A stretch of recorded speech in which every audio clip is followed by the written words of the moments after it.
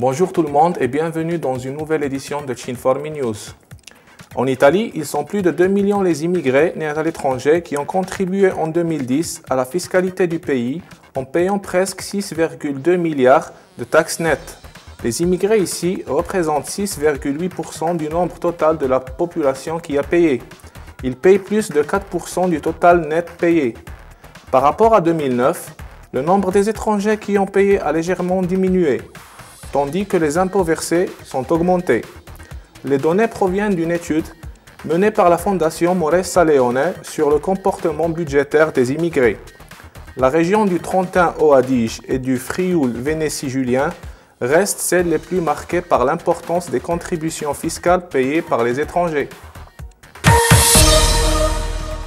Le président de la province de Trente, Lorenzo Dell'Ai, a également parlé des nouveaux Trentins dans la récente intervention au sein du Conseil provincial de la manœuvre financière. Nous disposons aujourd'hui, dit-il, de 63 500 nouveaux Trentins, le résultat d'un taux moyen de croissance démographique 2 fois la moyenne nationale italienne. Nous avons une forte dynamique pour le taux de natalité et pour le solde migratoire.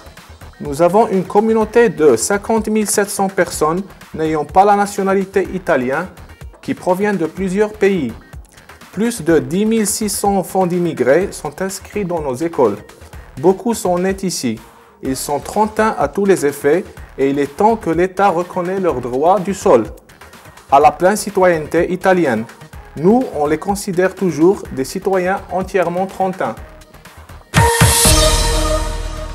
L'opinion publique en Italie semble être orientée en grande partie, environ 72% des Italiens, vers la reconnaissance du ius soli, ou le fameux droit du sol, l'octroi de la citoyenneté aux enfants d'immigrés qui sont nés dans ce pays.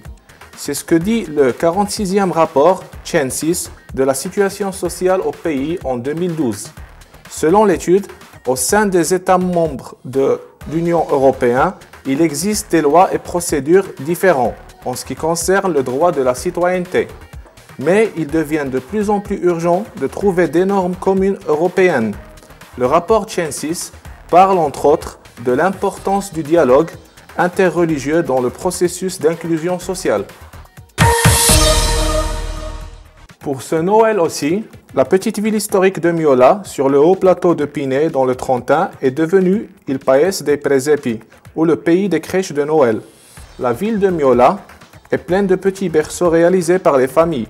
Cet événement est aussi une occasion de solidarité. Dans ce contexte, entre aussi le projet Les Maisons du Monde, réalisé en collaboration avec la Division provinciale de la solidarité internationale et de la coexistence et avec le Cinformi. Le projet comprend la construction de 8 maisons typiques de différents pays, des cultures et des peuples du monde. Jusqu'au 6 janvier, le centre historique de Miola s'animera avec des concerts de chorale et des groupes de musiciens, des jeux et des spectacles. Merci pour votre attention et à la prochaine.